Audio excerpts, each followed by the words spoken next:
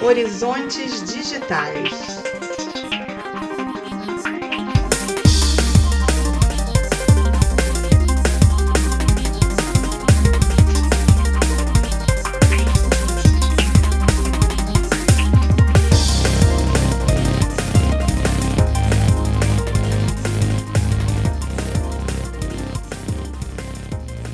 Olá, bom dia, boa tarde, boa noite.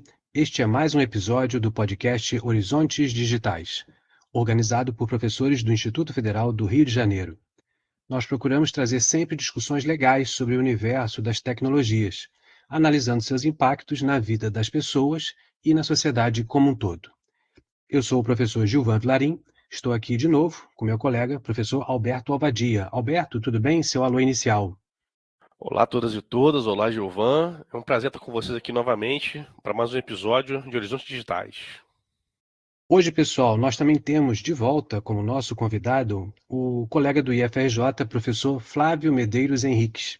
O Flávio já participou em uma gravação anterior nossa sobre o documentário O Dilema das Redes, da Netflix. Flávio, tudo bem? Pode dar seu alô inicial. Olá, Gilvan. Olá, Alberto. Olá, ouvintes. Obrigado por mais essa oportunidade de estar participando aqui com vocês do podcast Horizontes Digitais. Pessoal, o Flávio é doutor em administração pelo Instituto COPEAD, da UFRJ.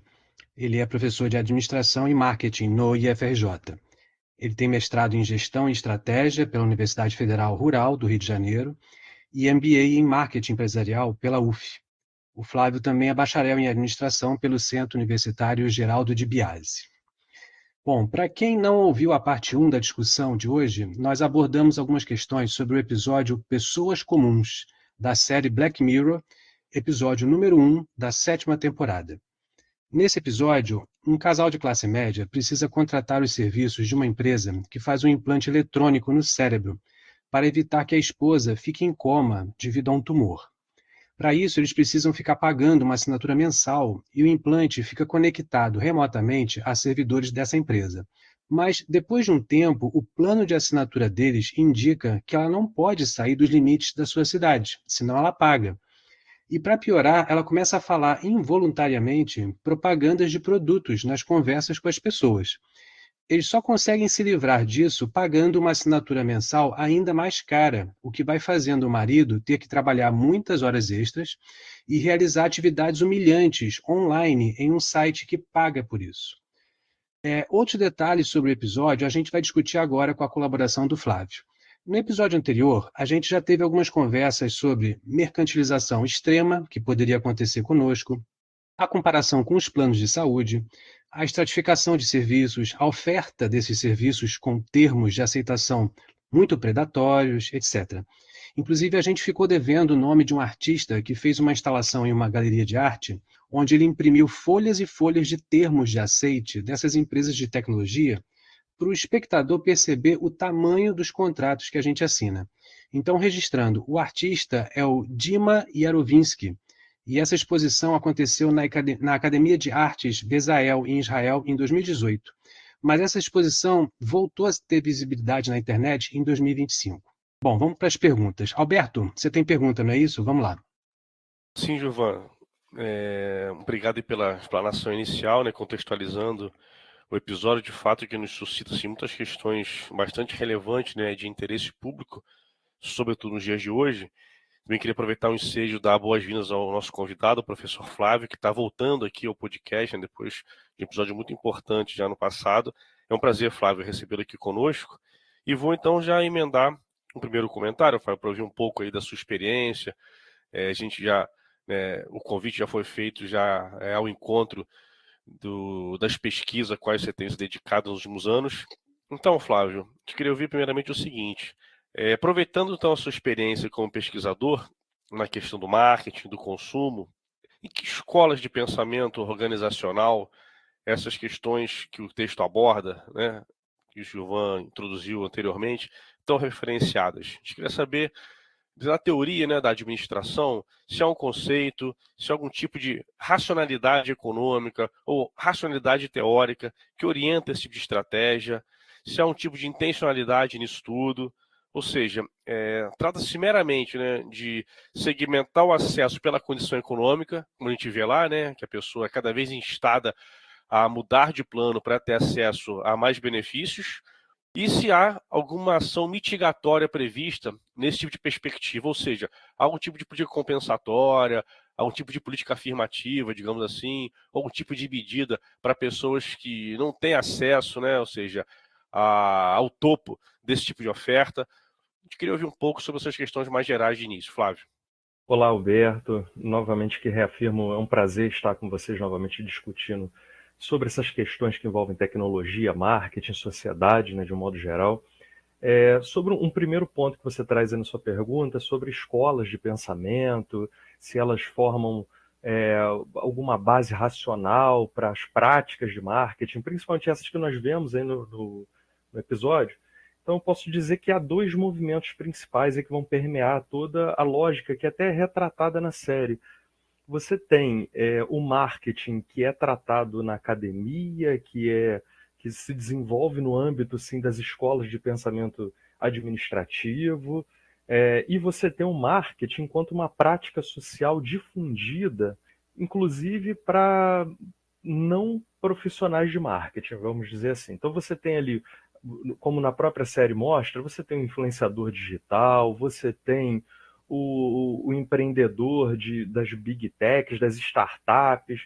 Essa lógica do marketing ela acaba sendo difundida e colocada nas mãos, vamos dizer assim, de diversas pessoas que não necessariamente passam por uma formação na área de gestão, na área de marketing. Então, é complicado dizer que isso tenha uma racionalidade formal, né, uma escola formal de pensamento por trás, porque você tem dentro do marketing, por exemplo, o movimento que é o marketing 3.0, 4.0, 5.0, que parte para uma ética mais humanista, que aí sim trabalha com isso que você trouxe no final, né, de tentar trazer uma inclusão por meio do consumo, por meio da participação de grupos vulneráveis dentro de sistemas de consumo para o qual antes não podiam participar, né? Mas você tem também pessoas se apropriando de tecnologias, de ferramentas e de lógicas de marketing para realizarem qualquer tipo de oferta para atender a qualquer tipo de demanda, como é bem retratado nessa série e nós desenvolveremos bem ao longo dessa discussão. Perfeito, Flávio. Ótimo esclarecimento. Acho muito importante assim para a gente começar, né, a passear pelo episódio. Então, entendi que, de fato, não há uma coincidência entre aquilo que é a teoria da administração e do mundo de negócios, né? Aquilo pelo qual essa teoria caminha e aquilo que é realizado na prática e onde a gente você pode até retificar ou ratificar na sua fala, aquilo que é feito no dia a dia, de alguma maneira intuitivamente, né? Ou desenvolvido da prática pela prática. Então eu queria saber o seguinte, Flávio. No episódio, né, a Rivermind possui algum tipo de lógica por trás, à luz da teoria, ou ela está mais próxima de um tipo de modelo da prática, do cotidiano? Então, Alberto, é importante também ressaltar, claro, que existe esse descompasso entre teoria e prática, né? Mas a teoria também não é isenta. A teoria tem diversas escolas ali, diversas vertentes de pensamentos, algumas mais voltadas para uma preocupação social, outras nada preocupadas com isso. E, claro, e esse mundo da prática aí que surge muitas das vezes em áreas de não especialistas no campo da gestão, vamos pensar assim, o próprio movimento do empreendedorismo. Né? O empreendedorismo ele surge em qualquer área de conhecimento a partir de domínio de diversas técnicas, de diversos campos de saber, e com isso nascem empreendimentos visando ali o atendimento de algum tipo de demanda, não necessariamente passando pela academia do marketing, vamos dizer assim, ou da gestão. Agora, especificamente sobre o modelo da Rivermind, ela se encontra muito no que nós chamamos de empreendedorismo inovador, que é justamente esse modelo que eu acabei de descrever. Né? Você tem um especialista ali, por exemplo, na área de saúde, que desenvolve uma tecnologia nova, né? Misturando ali tecnologias digitais com uma cura para uma doença, uma alternativa de sobrevivência, que é o caso ali da Rivermind. É um empreendimento, só que esse empreendimento enfrenta um processo que é discutido na teoria, que seria o vale da morte, vale do terror, vários nomes que se dão para isso, que é o seguinte: essa empresa, todo empreendimento inovador, ele tem uma perspectiva de escalabilidade, de crescimento muito grande no início, né? Ao trazer uma solução como a Rivermind traz ali, quase messiânica, salvar, reviver, quase que ressuscitar pessoas. Só que esse vale da morte, como eu mencionei, é um momento onde essas empresas encaram uma realidade que é a seguinte: toda aquela expectativa de crescimento não se realiza. Então ela começa a ter que precarizar determinados serviços, precarizar o atendimento ao cliente. É um modelo que, teoricamente, já é bastante discutido, é um padrão, né, que se desenvolve muito nesse tipo de empreendimento. Então, a Rivermind, ela representa bem esse modelo do empreendedorismo inovador que é tratado na teoria de gestão, tá? Mas que vem de uma prática do campo da não gestão, vamos dizer assim. Então, Flávio, a gente sabe, né, que é uma história de ficção, a Rivermind é uma empresa fictícia, dentro ali do que foi criado no contexto, né, uma empresa de saúde envolvendo tecnologia, mas assim, eu estava pensando que a gente, nos últimos anos, tem ouvido falar muito em certos modelos de negócio, e a minha sensação é que isso foi aproveitado no episódio da série. Por exemplo, a gente ouve falar em modelos de negócio de plataforma, um capitalismo de vigilância sobre nós, né? Existe até uma pesquisadora americana, a Zuboff, que trabalha muito com essa terminologia do capitalismo de vigilância. Você acha que tem uma relação? Ou seja, isso está embutido dentro do episódio também por conta dessa empresa Rivermind? Ótima pergunta, Gilvan. Aliás, esse negócio de plataforma, que é um modelo muito comum agora no cenário contemporâneo, é um modelo utilizado ali pela Rivermind, né? O que é o negócio de plataforma, em termos bem simples? É onde a empresa, ela basicamente conecta oferta e demanda. Ela não oferta somente algo para um tipo de demanda, ela faz essa mediação. E a Rivermind ali, ela está mediando serviços de saúde, serviços de propaganda, diversas questões assim, por meio de plataformas digitais, né, conectando ali serviços digitais e serviços de saúde. Ela trabalha muito. E como que entra esse termo que você traz também do capitalismo de vigilância? Né? Esse é um termo até de uma abordagem mais crítica dentro do campo da gestão, que é muito importante. Por que a Rivermind se enquadra nessa ideia do capitalismo de vigilância? Então, isso não seria um modelo de negócios, um modelo de gestão, né? Isso é um modelo de análise, até assim, crítica desse tipo de negócio. O porquê que ela é considerada assim? É no sentido de que ela controla a demanda e a oferta, por ela ser uma plataforma, e também por ela entrar com um tipo de serviço tão invasivo, no caso aí do serviço de saúde, ela acaba controlando a vida também dessas pessoas, do próprio cliente ali, né? Não só do cliente, mas também daquele que paga pelo serviço, daquele que é o familiar. Ali você tem a figura da moça que é a vítima, a cliente principal, ali a vítima da doença, que é usuária daquele serviço, mas você tem o marido que é o que paga pelo serviço. Então você tem uma cadeia de pessoas envolvidas e controladas por por aquele modelo de negócio. Então essa é uma abordagem crítica importante da gente trazer aqui também. A própria funcionária, por fim, né, que vende, a funcionária da Rivermind, que vende o serviço, ela também é uma usuária. Então ela vira mais uma presa daquele modelo ali que traz, entre aspas, uma salvação, mas também traz esse controle, essa vigilância contínua, essa invasão profunda da vida ali dos clientes.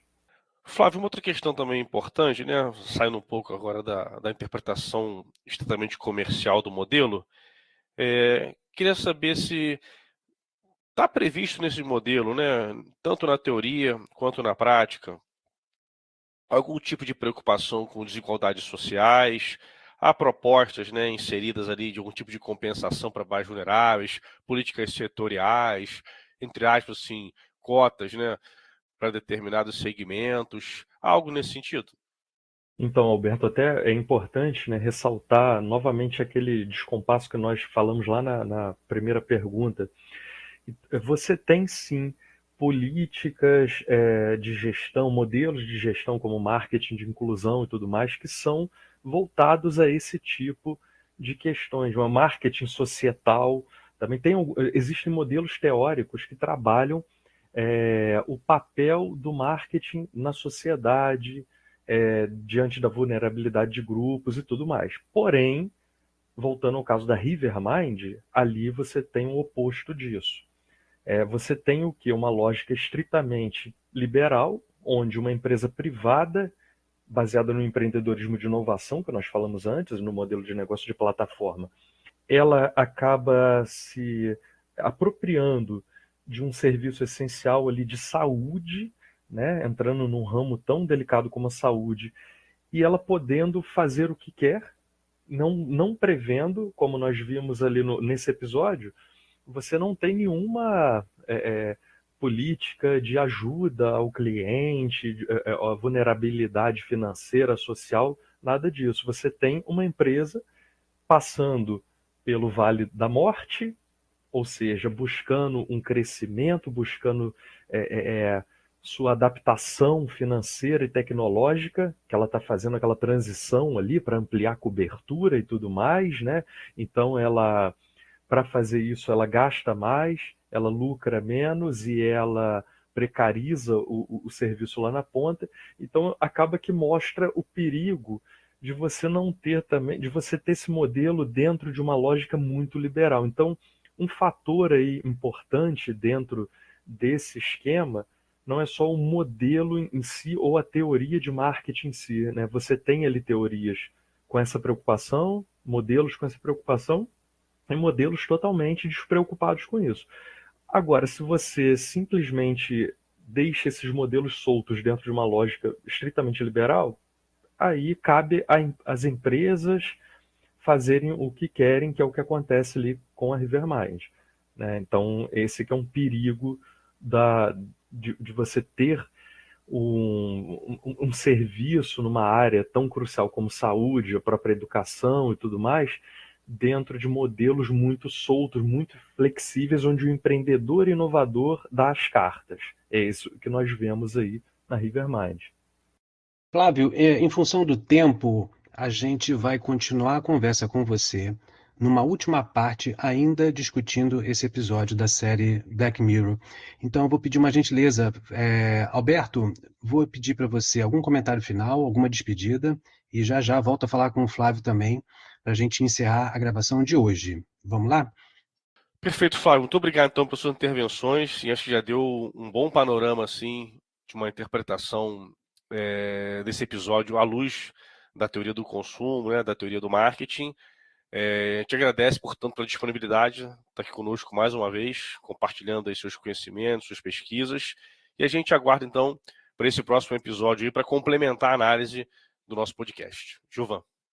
Flávio, também agradeço novamente a sua disponibilidade. Vou pedir rapidamente uma despedida sua, mas já contando com você na última parte dessa temática. Vamos lá. Obrigado aí, pessoal, pela conversa, né? Acho que foi uma ótima conversa que nós tivemos aí inicialmente. Estou à disposição para continuarmos e até a próxima. Nos vemos aí no próximo episódio. É isso, pessoal. A gente se encontra então no próximo episódio ou então em outros episódios do podcast Horizontes Digitais. Valeu, um abraço, tchau, tchau.